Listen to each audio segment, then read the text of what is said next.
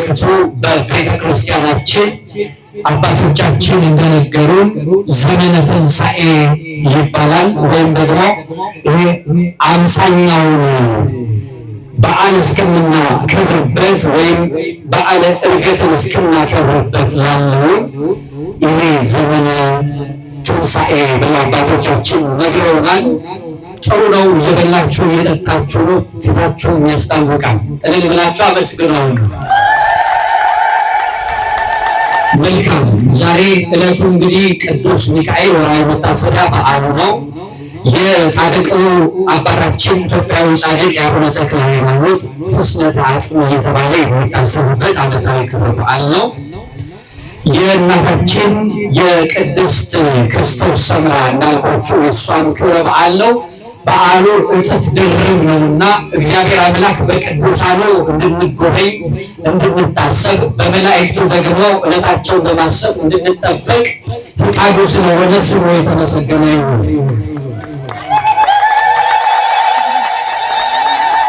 እልልታችሁ እንዳይከማመጣችሁ ዞር ብሏልና በደንብ አመስግኑ። እንዳልኳችሁ ዘመኑን በመዋጀት ሰዓቱንም ደግሞ በመጠቀም ጥቂት ደቂቃ እንቆያለን። የምንቆይበት የመጽሐፍ ቅዱስ ክፍል በዚህ በራእይ መጽሐፍ ላይ በዮሐንስ ራእይ ተብሎ በሚጠራው የመጽሐፍ ክፍል ላይ ራእይ 12 ቁጥር 4 ላይ ያለውን የአምላካችንን የእግዚአብሔርን ቃል መነሻ በማድረግ ጥቂት ደቂቃዎች እንቆያለን። መጽሐፉን ያነባሉ። አብራችሁ እንድትሉ እጋብዛችኋለሁ። የዕጣኑን ጢስ ከቅዱሳኑ ጸሎት ጋራ በሉ። የዕጣኑ ጢስ በሉ እስኪ ከቅዱሳኑ ጸሎት ጋራ ከመልአኩ እጅ በእግዚአብሔር ፊት አረገ በሉ እስኪ ከመልአኩ እጅ በእግዚአብሔር ፊት አረገ። ምኑ ነው ያረገው? አቤት ምኑ? ዕጣኑ ወይም የዕጣኑ ጢስ ወይም ደግሞ አባቶቻችን የሚያቀርቡት የዕጣን መስዋዕትና የቅዱሳን ጸሎት በአንድነት ከመልአኩ እጅ በእግዚአብሔር ፊት ምን ሆነ? ወጣ ይላል። የምንቆይበት የመጽሐፍ ቅዱስ ክፍል ነው።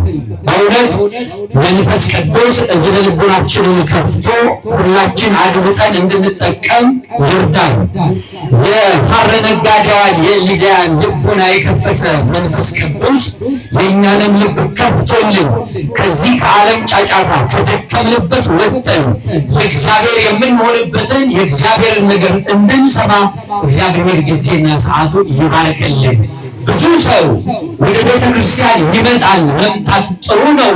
ነገር ግን ቤተ ክርስቲያን መቅረት ደግሞ ትልቅ መታደል ነው። ቤተ ክርስቲያን መቅረት ማለት በቤተ ክርስቲያን ትምህርት መኖር ማለት ነው። ሕይወት የሚገኘው በትምህርት ነው። በአባቶቻችን ትምህርት ነው ሕይወት ያለው። ይቺ ቤተ ክርስቲያን የጌታ ቤተ ክርስቲያን ትባላለች። የጳጳሱ ወይም ደግሞ የኤጲስቆጶሱ የመነኩሴው የመምህሩ ወይም ደግሞ የካህኑ አይደለችም። ቤተክርስቲያን የማናት? የጌታ ቤተክርስቲያን ትባላለች። በጌታ ቤተክርስቲያን ደግሞ የጌታ ትምህርት አለ። የጌታ ትምህርት ደግሞ ሕይወት ነው። መጽሐፍ ሲናገር ቃሉ ያለው ሕይወት አለው ይላል። ወገኖቼ ያለ እግዚአብሔር ቃል ሕይወት ባዶ ነው። ብዙ ቃሎችን እንሰማለን፣ ብዙ ድምፆችን እንሰማለን። እነዚህ የዓለም ድምፆች ሁሉ ግን አያሳርፉም። ረፍት ያለው በጌታ ቤት ነው። ረፍት ያለው በእግዚአብሔር ቤት ነው። ማረፍ የሚፈልጉ በዚህ መጥተው አርፈዋል። ተጠልለው ሕይወታቸውን አትርፈውበት በቤተ ክርስቲያን ገድላቸውን እንሰማለን። ገድላቸውን ዛሬ ከምንሰማላቸው መካከል ወልዶ ከብዶ ተመልከቱ፣ ለእግዚአብሔር መሆንና ለእግዚአብሔር በፍቅሩ መመንመንን ያየንባት እናታችን በረከቷ ይደርብን ቅድስት ክርስቶስ ሰምራ ናት።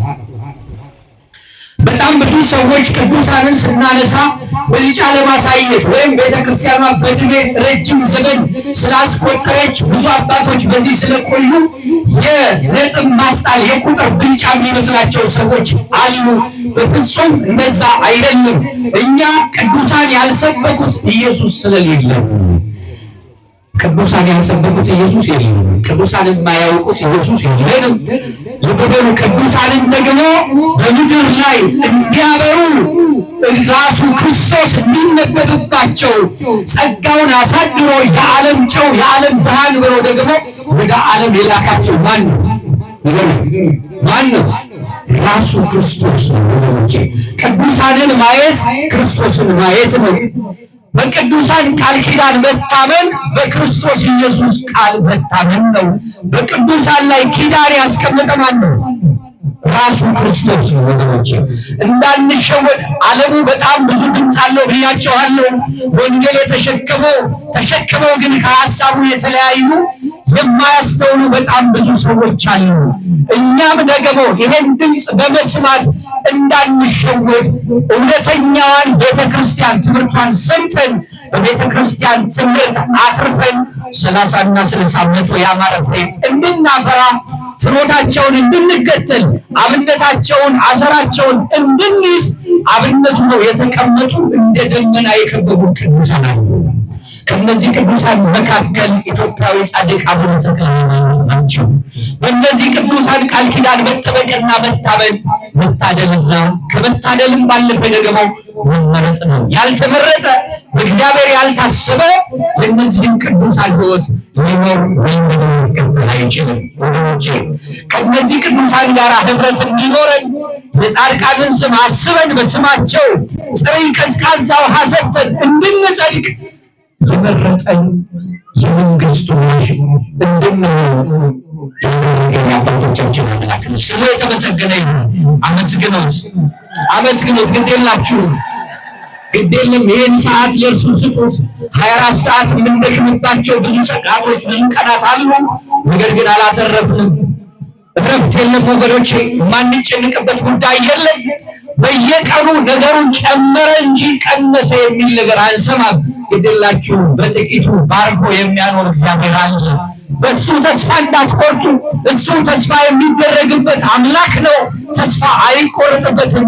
እሱ በምድረ በዳ ላይ ከአለት ላይ ውሃ አፍልቆ ማኖር ይችላል። ወገኖቼ ይሄ ተረት አይደለም፣ ወይም ደግሞ የሥጋ ሐሳብ አይደለም። የአምላካችን የእግዚአብሔር እውነት ነው። በምድረ በዳ አባቶቻችንን የመገበ ነው። ልብሳቸው ጫማቸው ሳያልቅባቸው ተስፋ ወደ ሰጣቸው ምድር እስኪደርሱ ድረስ ከሰማይ ይበሉ ሐሩር እንዳያቃጥላቸው ደመናውን ጋርደው ሌሊቱን ጨለማው እንዳያስፈራቸው ሊቀ መላኩ ቅዱስ ሚካኤልን ልኮ በሙሴ አማካኝነት እየመራቸው ከነዓን እንዲገቡ አድርጓል። እስራኤል ዘሥጋ ይባላሉ እነዚህ። እኛ ደግሞ እስራኤል ዘነፍስ እንባላለን። ዓለሙ አሁን ድምፁ በጦርነቱ በረሃቡ በበሽታው በብዙ ነገር እየተጨነቅን ነው ያለነው። ግድ የላችሁም፣ ከፊት ያለውን እግዚአብሔርን ተመልከቱ። የእስራኤል ዘሥጋ የተባለው ሕዝብ ከኋላ የፈርዖን ሰራዊት አለ ወገኖቼ። ከፊት ለፊት ደግሞ የፈርዖንን ሰራዊት ፈርቶ ደንግጦ ተጨንቆ ያለ ሕዝብ ከፊት ለፊት የባህር ኤርትራ አለ። ባህር ኤርትራ አጠገብ ነው የቆመው፣ ያስፈራል። ከኋላ የፈርዖን ሰራዊት አለ፣ ከፊት ደግሞ ባህር ኤርትራ አለ። ወገኖቼ ለሚያምኑ ዓይናቸው ለተከፈተ ግን ከጠላቶቻችን ሐሳብ ይልቅ ከጠላቶቻችን ማስፈራራት በላይ ከኛ ጋር ያለው ይበልጣል። ዓይናችን የሚከፈት ብቻ የቤተ ክርስቲያንን ትምህርት መስማት እንጂ ከባህሩ ፊት ለፊት ባህሩን ከፍሎ በደረቅ አለት ላይ የሚያሻግረው እግዚአብሔር ከፊታቸው ነበረ። የእግዚአብሔር መልአክ ለበሉ የእግዚአብሔር ስም ያለበት ያ ብርሃናዊው መልአክ ያ ሩህ መልአክ ያንን ሕዝብ ሌቱን በብርሃን ቀኑን በደመና ከሰማይ መና እያወረደ ከእግዚአብሔር ተልኮ በሕዝቡ ፊት ይወጣ የነበረው መልአክ ከፊት ለፊት ነበረ።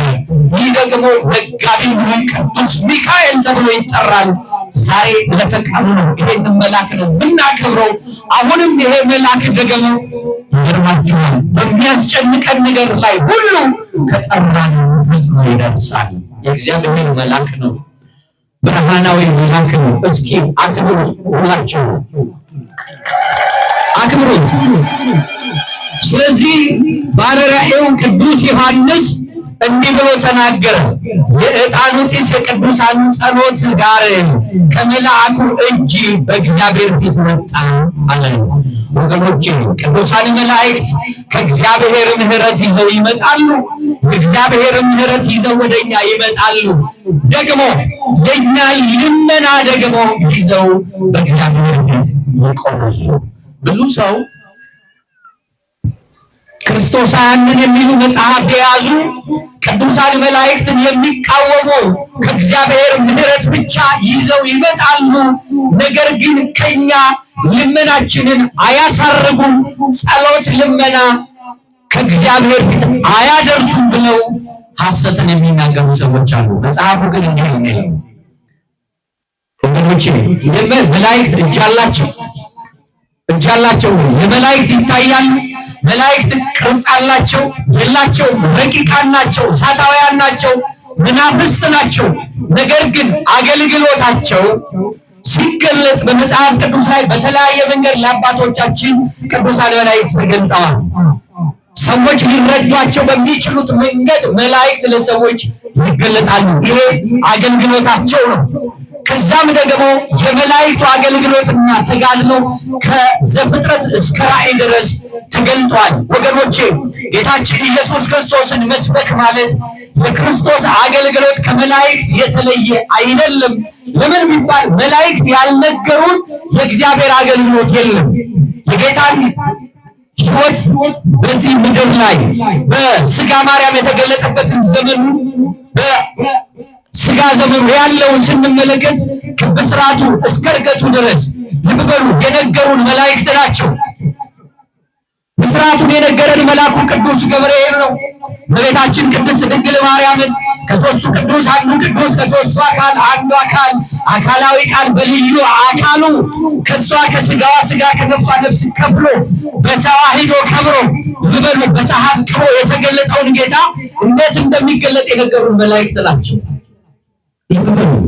እንደገናም ደግሞ ከተጸነሰ በኋላ በስደቱም ጊዜ ለዮሴፍ በሕልም በመገለጥ ወደ ግብፅ እንደሚሰደድ ትንቢት እንደነበረ እንዲሁም ደግሞ እናቱና ሕፃኑን ይዘህ ሂድ ብሎ የተናገረው መልአክ ነው። ከግብፅም ደግሞ ሄሮድስ ሙቷልና ይዘህ ተመለስ ያለው መልአክ ነው። እንዲሁም ደግሞ ጌታችን ኢየሱስ ክርስቶስ በዕለተ ዓርብ በመስቀል ላይ ተሰቅሎ ወደ መቃብር ወርዶ 3 ቀን 3 ሌሊት አድሮ በገዛ ኃይልና ስልጣኑ ተነስቶ ትንሣኤውንም ደግሞ ቅድሚያ የነገሩ ቅዱሳን መላእክት ናቸው።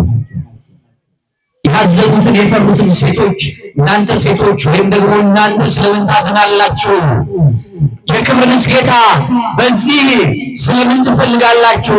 ሕያዋን አምላክ በዚህ የለም እንደተናገረው ተነስቷል ብለው የተናገሩት ቅዱሳን መላእክት ናቸው። በመቃብሩ በገርጌና በራስጌ ነጭ ልብስ ለብሰው የታዩት መላእክት ናቸው። እንዲሁም ደግሞ ሲያርግ ደመናውን ጠቅሶ ከፍ ከፍ ሲል ደግሞ እነዚህ የገሊላ ሰዎች አዝነው እያዩት ሲለያቸው እናንተ የገሊላ ሰዎች ወይ ስለምን ታዝናላችሁ? እነዚህ ሲሄድ እንዳያችሁት እንዲሁ ደግሞ ይመጣል ይወጉት ያዩታል ብለው መምጣቱን የነገሩን ቅዱሳን መላእክት ናቸው። እነዚህ መላእክት አለመስማት ታዲያ ይቻላል? ከነሱ በላይ ወንጌል መሰከረ አለ የለም? ጎንጎች እነዚህን ቅዱሳን መላእክትን አለማሰብ ይቻላል? አይቻልም።